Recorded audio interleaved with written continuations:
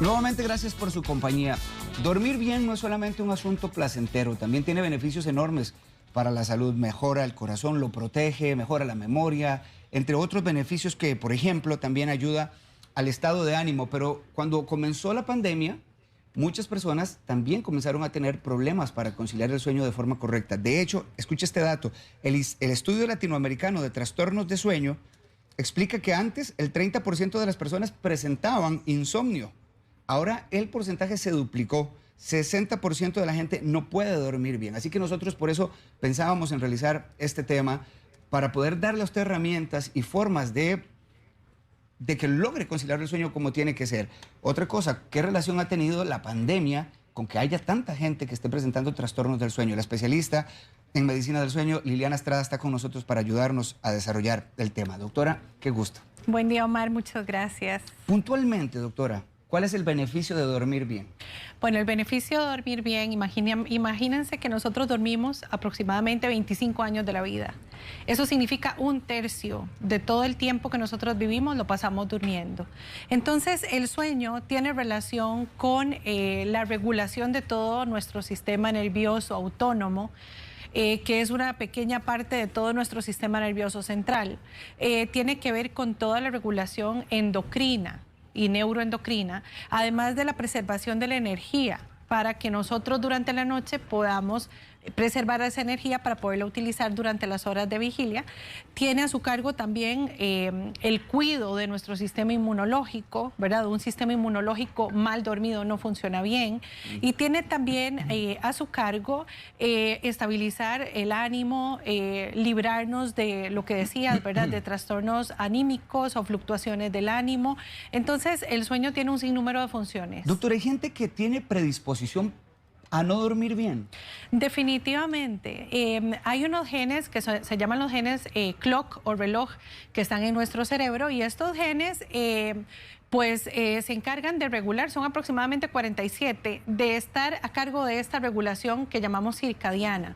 Circadiana significa que toda nuestra fisiología o nuestro funcionamiento está en correlación a 24 horas. Entonces, esta ritmicidad puede estar alterada en nuestros genes, y podemos incluso tener una predisposición genética de aproximadamente de un 45 a un 55% cuando nuestros familiares de primera o segunda línea, o sea, hermanos, padre, madre o abuelos, tienen antecedentes de insomnio también. Eso me lleva a pensar que si un papá, por ejemplo, está presentando insomnio, ¿yo podría en algún momento tener una alta probabilidad de presentarlo? Es correcto, hay una alta posibilidad. Ahora, es importante también determinar que muchas veces el insomnio, Omar, es un insomnio en sí como una enfermedad, o sea, el insomnio como agente causal de la situación, pero también debemos tomar en cuenta que hay insomnios que son secundarios a enfermedades médicas, ¿verdad? Trastornos, por ejemplo, cardiovasculares, endocrinológicos como enfermedades de la tiroides, incluso patologías cardiovasculares, depresión y ansiedad, entre otras, podrían ser muchas veces la razón por la cual desencadenamos el insomnio, y es aquí cuando es sumamente importante dilucidar, uno como especialista en trastornos del sueño, si ese insomnio es único o es un insomnio primario o está solito o está asociado a alguna otra patología, porque en ese caso debemos tratar primero la patología de fondo o subyacente para que pueda mejorar el insomnio. Y cuando es el insomnio puro el que está generándonos la afectación, pues te puedo decir que el manejo es completamente distinto, es multifactorial, o sea, hacemos muchas cosas para que el paciente pueda volver a dormir. Usted nos enviaba, doctora, una información con los trastornos más comunes que se han estado presentando y que se han exacerbado más todavía en este tiempo de pandemia. Bueno, lo hablaba usted, el insomnio, los cambios en horarios del sueño, las pesadillas y los ronquidos. Todo esto ha aumentado todavía más. Exacto. Por ejemplo, lo que decías, un 30% de la población a nivel mundial tiene insomnio. El 90% ha tenido insomnio en algún momento de su vida, ¿verdad? Y un 10% de la población tiene insomnio crónico, o sea, un insomnio que ya es de más de 3 meses de duración y más de 3 veces por semana. A eso le llamamos nosotros un insomnio crónico. Y durante la pandemia, esto se ha incrementado en un 60%. Estamos hablando que de cada 10 costarricenses, 6 están teniendo problemas para dormir. con características, ¿verdad?, que podrían estar asociadas a un insomnio.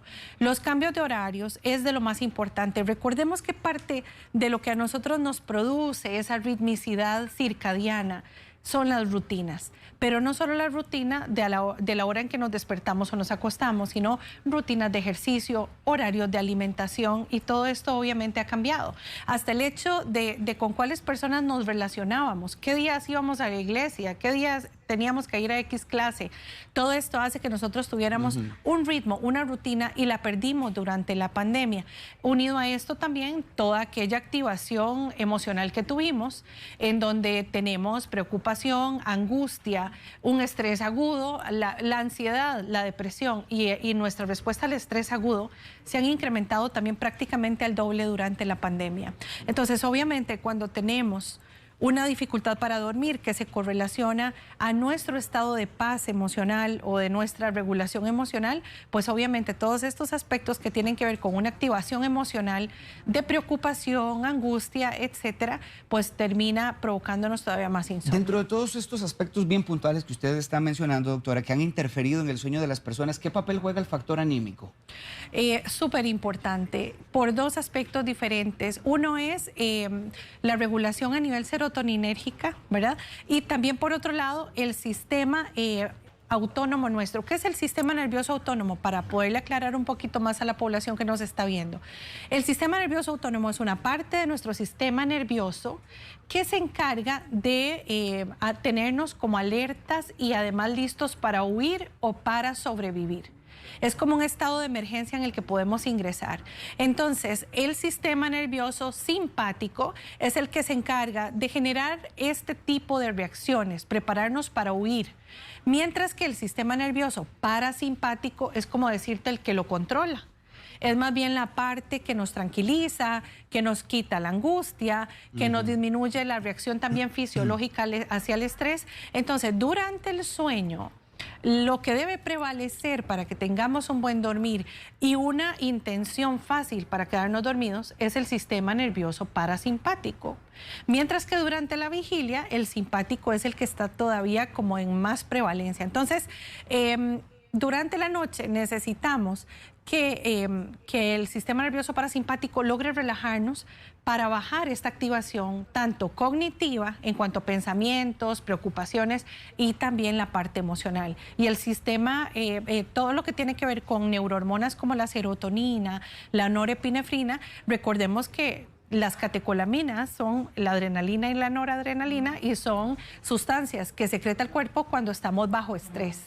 Entonces, dentro de todo lo que hemos tenido es un estrés muy agudo, tanto físico como psicológico. Doctora, ahora estábamos hablando con el doctor Mario Ruiz y él estaba explicando el panorama que estamos enfrentando con temas de pandemia, y sabemos que el COVID en personas con enfermedades crónicas tiene ya un mayor factor de riesgo. Correcto. Ahora, si pienso en que estas personas con enfermedades crónicas además están durmiendo mal, ¿cuál podría ser el impacto de estos trastornos del sueño en personas con este tipo de calidad de vida? Importantísima esa pregunta que haces. Imagínate que hay más de 150 estudios que toman en cuenta más de 5 millones de personas estudiadas, en las cuales se ha demostrado que el dormir menos de 6 horas por noche está en correlación a un incremento en la mortalidad a cualquier edad.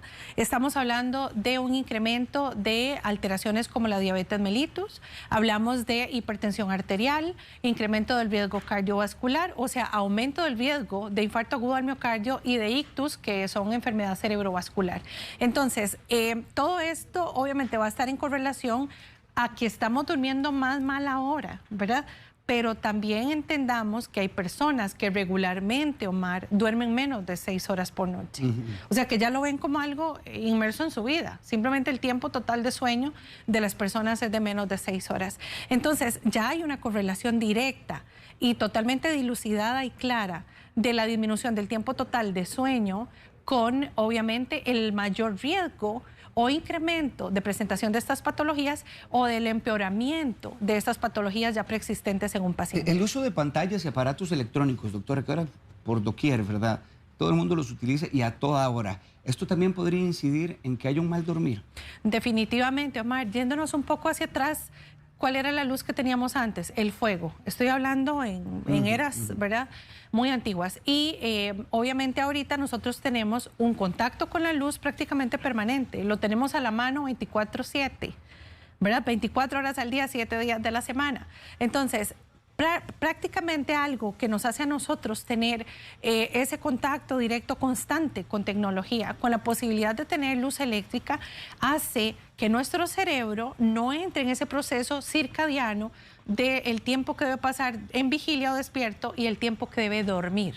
Entonces, tenemos perdida la hora en que debe iniciarse el sueño, porque la oscuridad es lo que nos hace a nosotros poder liberar melatonina a nivel cerebral, y la melatonina es el principal disparador para iniciar el sueño. Entonces, cuando nosotros estamos en contacto con dispositivos electrónicos que nos generan luz, lo que hacemos es enlentecer el proceso para iniciar el sueño o para que nos dé sueño. ¿Cuántos de nosotros terminamos de usar el celular, una pantalla, y lo ponemos de medio lado a la par de la cama y nada más decimos, ya es hora de dormir?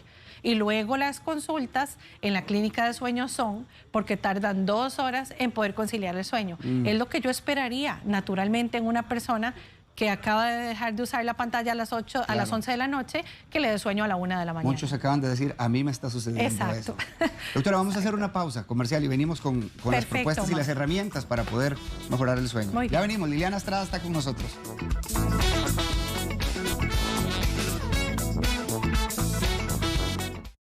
La especialista en medicina del sueño, Liliana Estrada, está hablando con nosotros sobre cómo podemos mejorar lo que a muchos nos ha sucedido en tiempos de pandemia, y es dejar de dormir o dormir menos, que también puede ser muy peligroso. Nos explicaba la doctora que muchos duermen menos de 6 horas y esto con el paso del tiempo incide directamente en la calidad de vida, en su salud y en el desarrollo de enfermedades crónicas. Aquí tengo muchas consultas, doctora, con lo que estoy seguro mucha gente también va a estar con la empatía porque aplican o utilizan medicamentos. Claro. Por ejemplo, Helen Rojas dice, mi médico me recetó difenhidramina para dormir porque estoy sufriendo de un insomnio terrible, tanto que no puedo dormir sin la pastilla. Tengo que tomarme 2. Estoy preocupada porque no puedo dormir sin pastilla. Hasta he querido tomar algo más fuerte. Bueno, ahí vemos cómo al iniciar una medicación que aunque no genera dependencia, porque es un antihistamínico en realidad, lo que hace los medicamentos antihistamínicos es bloquear la histamina a nivel cerebral, y la histamina es uno de los neurotransmisores que nos inducen a estar despiertos. Entonces, eso es lo que logramos con la difenhidramina. Pero obviamente ya vemos también cómo hay un efecto de condicionamiento. O sea, ya ella se condicionó a no dormir con la medicación. Y eso es importantísimo, Omar, porque, bueno, he de decirles que obviamente a mí a la consulta me llegan los pacientes ya que usan de todo para dormir, ¿verdad? No necesariamente me llega el paciente que está iniciando un insomnio. Entonces, cuando me llegan pacientes así, ya lo más difícil es que cuando ya ha probado hasta 10 pastillas para dormir diferentes o está con las dosis mayores porque otros colegas les han puesto medicación, etcétera, o el mismo paciente ha ido incrementándolas, ¿verdad? Porque esto es un factor que también ocurre de forma definitiva. Pues entonces es más difícil que estos pacientes puedan llegar a dejar todo para dormir. Y esto es algo que siempre es como una expectativa que el paciente trae. Voy a dejar de tomar de todo, quiero dormir naturalmente. O sea, depende mucho de la cantidad de medicamentos que yo he usado, los años que tenga de estar tomando medicación. Pero lo que quiero rescatar de este caso de doña Helen directamente es que lo más importante es que cuando estamos empezando a tener un insomnio, que hablamos de insomnio como aquella dificultad para conciliar, para mantenerme dormido, o porque me despierto antes de lo debido o antes de lo que yo deseo. Entonces, lo más importante es que antes de tomar medicación, en lo primero que nosotros trabajamos es en la parte de terapia comportamental y cognitiva del paciente. O sea, trabajamos todas las emociones o la activación psicológica, trabajamos la activación cognitiva, que son todos aquellos pensamientos que alejan al paciente de un mejor dormir. Trabajamos todas las rutinas todo lo que es higiene del sueño, todos los hábitos y hacemos modificaciones sobre lo que el paciente está haciendo mal. Obviamente esto no es un tema de buscarlo en internet y ver cuáles son los hábitos de higiene del sueño que debemos tener. De hecho, la higiene del sueño es uno de los 5 parámetros que usamos para tratar el insomnio y nada más. Lo demás son otras técnicas. Varias preguntitas, doctor, que nos están haciendo, doctora, nos están haciendo los televidentes. Dice Jennifer de Quepos que ella atravesaba insomnio, ahora solo quiere dormir y dormir. Y también está atravesando ansiedad. Ok. Cuando una persona duerme mal en la noche, obviamente vamos a tener privación de sueño o deuda de sueño y va a tener somnolencia durante el día. Pero también hay personas que luego de que empiezan a dormir bien en la noche pueden perfectamente tener somnolencia a lo largo del día, que ya uno ahí debe descartar otro tipo de patologías del sueño, como por ejemplo hipersomnias de origen central, o debemos descartar también una depresión de fondo, por ejemplo, que uno de los síntomas muy frecuentes es tener como una tendencia a querer dormir todo el día. Y por otro lado, a veces existen los trastornos del ritmo circadiano en el sueño, en donde el paciente se levanta muy tarde y siguen teniendo somnolencia a lo largo del día. Entonces los trastornos del ritmo, también de la vigilia y el sueño, también pueden provocar somnolencia durante el día. María Valverde dice que la abuela tiene 93 años y últimamente tiene problemas para dormir. ¿Qué se le podría dar por tratarse de una persona mayor? Bueno, ahí es donde íbamos. Yo creo que lo principal es la terapia comportamental y cognitiva. Ver qué errores están cometiendo en casa para que esta persona esté teniendo insomnio. Ahora, debemos tomar en cuenta también que el grupo etario al que pertenece la señora es un grupo que muy frecuentemente presenta insomnio, ¿verdad? Entonces ya el sueño para ellos, simplemente por evolución, por el tipo, por la forma en que duerme un adulto mayor, ya se ve súper afectado, se les dificulta dormir, tiene un montón de despertares y además el tiempo total de sueño se acorta en ellos. Y otros factores, duermen a veces a lo largo del día, hacen muchas siestitas y hacen que no logren consolidar el sueño durante la noche. Entonces hay que ver todo eso antes de medicar. ¿Usted recomienda algún medicamento para dormir?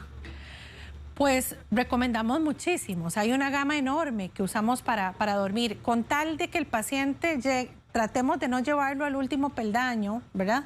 Que hablamos ya de medicamentos que se han utilizado desde los años 60 o 50, que hablamos de las famosas benzodiazepinas, que todo el mundo les tiene pavor, con justificada razón, pero desde el punto de vista clínico, tenemos que tener al paciente enfrente, Omar, hacer todo un diagnóstico, medir todos aquellos aspectos comportamentales y cognitivos que el paciente tiene, atajar primero eso y atacar eso primero y luego buscar la medicación que le debemos dar. Entonces, el peor error en el que puede incurrir un paciente es recibir medicación desde el inicio.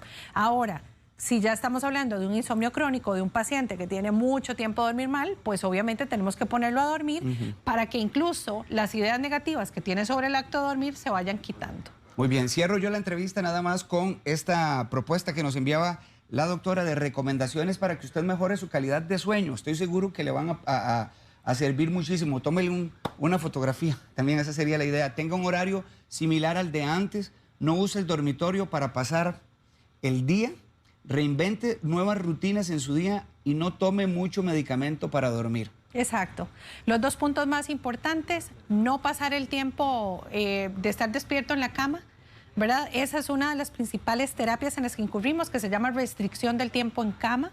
Y lo otro es mantener las rutinas que tenía antes, exactamente. Eso es prácticamente ahorita que estamos más afectados por la pandemia a lo que tenemos que tratar de volver. Muy bien.